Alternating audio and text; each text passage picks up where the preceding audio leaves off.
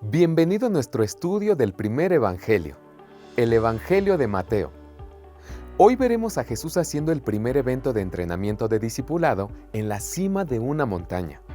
A esto le llamamos el Sermón del Monte en Mateo 5, 6 y 7.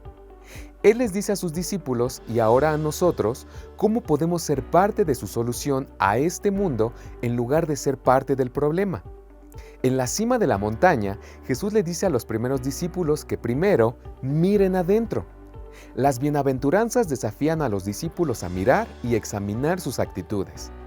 Luego, con las 4 ilustraciones de ustedes son la sal de la tierra, la luz del mundo, una ciudad en una colina, una vela en un candelero, Jesús les dice a sus discípulos que miren hacia afuera. Él quiere que miren a las personas que Dios ha puesto en sus vidas y sean sus embajadores para llevarles el mensaje del Evangelio. Una de las formas principales que Jesús quiere que veamos hacia afuera es en nuestras relaciones. Mateo 5 del 17 al 20 habla de la justicia que se ejercita en las relaciones con hermanos, oponentes, el sexo opuesto y cónyuges. Dentro de todas estas relaciones, la comunicación y la integridad son esenciales. A medida que continúa enseñando, se refiere a cómo debemos cuidar y relacionarnos con quienes nos rodean. Debido a que enseña según el espíritu de la ley y de acuerdo con el amor de Dios, su enseñanza va en contra de la cultura social. Por lo tanto, verás que él comienza cada lección con la frase, «Lo han oído decir», seguida de lo opuesto, «Pero yo les digo». Con esto logra 2 cosas. Primero, establece cómo debe ser un verdadero seguidor, vivir fuera del espíritu de la ley. Y segundo, establece su autoridad estando por encima de la de los escribas y fariseos y por encima de cualquier tradición humana.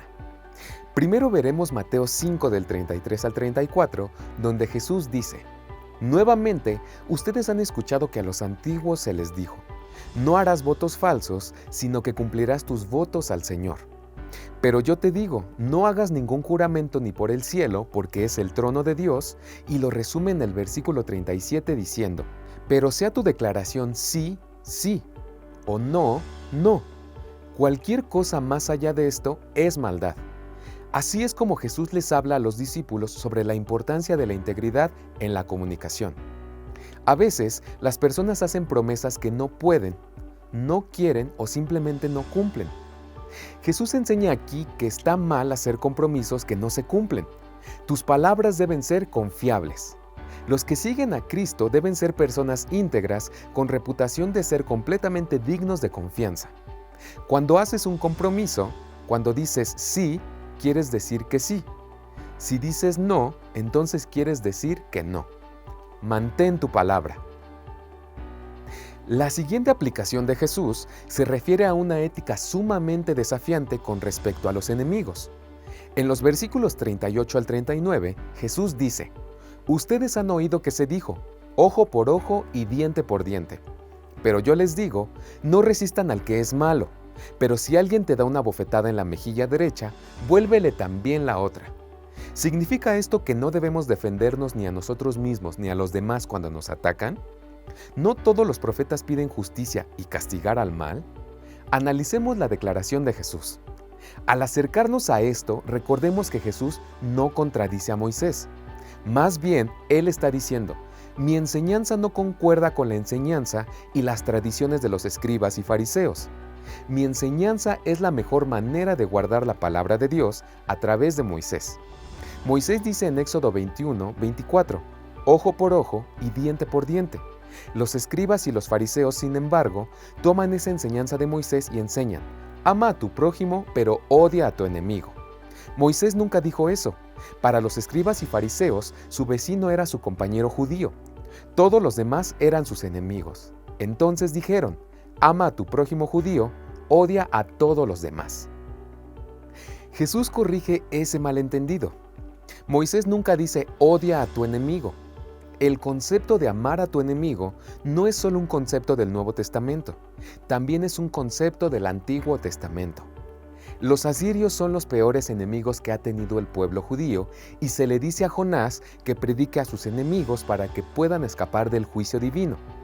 Por lo tanto, este no es un concepto nuevo cuando vienes al Sermón del Monte. Oseas ama a su esposa Gomer, aunque ella le fue infiel. La idea de amar a las personas que no responden a ese amor está en el concepto del Antiguo Testamento y también del Nuevo Testamento. Moisés nunca dijo ama a tu prójimo y odia a tu enemigo, pero Jesús dijo ama a tu enemigo. Esto no significa que la guerra sea siempre injustificada. Tampoco Jesús está enseñando que no debería haber ninguna aplicación de la ley o defensa militar. Sin estos, el mal correría sin control y destruiría la prosperidad humana como lo hizo los días antes del gran diluvio. Esos fueron los días antes de que Dios detuviera la tendencia humana a instituir la ley entre los hombres, diciendo en Génesis 9:6, el que derrame sangre de hombre, su sangre será derramada por hombre, porque a imagen de Dios Él hizo al hombre. Sin embargo, los gobiernos y municipios tienen responsabilidades diferentes a las de la iglesia. La iglesia no es un gobierno, aunque necesita organización y normas. La iglesia es el pueblo de Dios que vive bajo el gobierno del reino de Jesús en medio de todas las naciones. Jesús está hablando con sus discípulos en la cima de la montaña, diciéndoles cómo ser sal y luz en un mundo necesitado. Jesús está hablando aquí de relaciones. Este es un nivel diferente de pensamiento y acción. Él está diciendo, en tus relaciones interpersonales debes demostrar que hay una mejor manera de vivir que a través de las reacciones de los animales al desafío y la amenaza. Entonces, la pregunta crítica que Jesús hace es esta: ¿en qué te diferencias de los demás? Para ser parte de la solución y no del problema, debes ser diferente. Cuando dice, ustedes son la sal de la tierra, está diciendo, debes ser diferente, sanar, preservar. Si tomas sal y la frotas en la carne, la protege de la putrefacción, pero si frotas la carne contra la carne, eso no ayudará en nada. Por lo tanto, debes ser parte de la solución y no parte del problema para que pueda ser de alguna utilidad. Cuando aplicas esta enseñanza sobre ser diferente, de sanar y preservar en las relaciones, todo se reduce a la pregunta que Jesús plantea en Mateo capítulo 5, 47. ¿Qué haces más que los otros? Cuando Jesús espera que seamos diferentes, espera que hagamos más de lo que cualquier persona típica haría. Nuestras perspectivas deben ser más variadas y elevarse a un nivel espiritual. Para hacer más, necesitamos la gracia especial de Dios que nos da la capacidad de ser diferentes. De hecho, los libros del Nuevo Testamento asumen que hemos recibido la gracia divina para obedecer las enseñanzas del Nuevo Testamento, poder del Espíritu Santo para ser más que un ser humano egoísta. Estar en el mundo, pero no ser del mundo, es el núcleo de toda nuestra fe.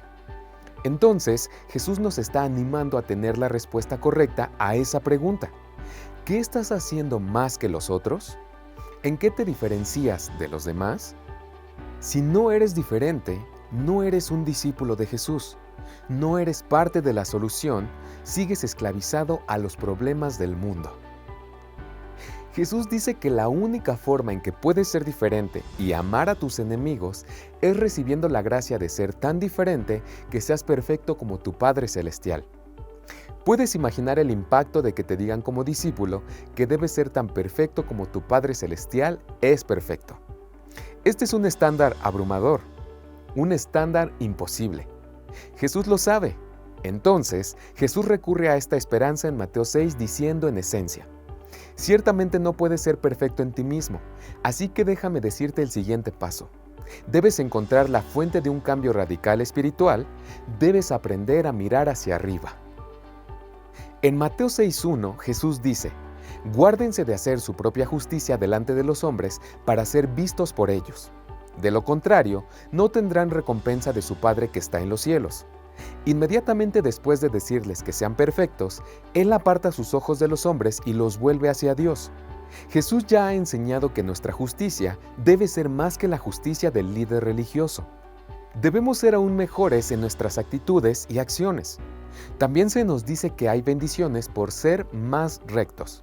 Sin embargo, las recompensas por nuestros esfuerzos, como la fuerza espiritual para lograrlos, viene de arriba, por lo que no debemos buscar recompensas del mundo. Aunque somos luz en el mundo y nuestras obras nos ocultarán, no debemos practicar nuestra justicia con la intención de ser vistos y recompensados por el mundo. Debemos hacer el bien en el mundo y no hacer un gran espectáculo de eso. Jesús nos da un ejemplo práctico y común de cómo podemos hacer esto. Jesús dice en Mateo capítulo 6 del 2 al 4: Cuando, pues, hagas obras de misericordia, no hagas tocar trompeta delante de ti como hacen los hipócritas en las sinagogas y en las calles para ser honrados por los hombres. De cierto les digo que ellos ya tienen su recompensa. Pero cuando tú hagas obras de misericordia, no sepa tu mano izquierda lo que hace tu derecha, de modo que tus obras de misericordia sean en secreto, y tu Padre que ve en secreto te recompensará. Aquí, Jesús está hablando de la disciplina espiritual de la caridad. Dar es una disciplina espiritual. Dar es una de las cosas que te hace crecer en tu fe y desarrollar madurez espiritual. Jesús está diciendo: tu ofrenda debe ser vertical, no horizontal. Los fariseos y los escribas salen a la calle donde hay mucha gente y al ver a un mendigo hacen un gran espectáculo al dar, asegurándose que todos puedan verlos y escucharlos cuando dan caridad. Ofrecen caridad para impresionar a los demás. Jesús les dice a sus discípulos: no hagan eso. Tu ofrenda debe ser como para Dios. Dar es un acto vertical más que un acto horizontal. Cuando respondes a la caridad de Dios en tu propia vida con un desbordamiento de caridad hacia los demás, eso es un acto de adoración. Cuando respondes al amor de Dios por el mundo, manifestando ese amor a través de tu propio corazón y manos en la vida de los demás, eso también es un acto de adoración. Ahora bien, aquí hay una gran verdad. Los dadores dan incluso cuando no tienen nada. Los ladrones roban incluso cuando tienen gran abundancia. Su bienestar espiritual se manifiesta en su fidelidad en la disciplina de dar. Jesús está dando a entender aquí que, si eres fiel en la forma en que administras el dinero y en dar como un desbordamiento de adoración, Dios te bendecirá con verdaderas riquezas, bendición espiritual. Si eres infiel en esta área, Dios te negará la bendición espiritual. El énfasis aquí es que debes dar por amor a Dios y en agradecimiento a Él por la gracia que Él te muestra a diario. La Biblia enseña que Dios hace crecer a las personas espiritualmente cuando le dan en sacrificio por el bien de la obra de su reino. Entonces, Dios bendice y multiplica los resultados. La mayordomía es una disciplina espiritual mediante la cual probamos que Dios es lo mejor y lo más satisfactorio que cualquier otra cosa en este mundo. ¿Tienes esa actitud hacia tu dinero, tiempo y otras cosas de valor?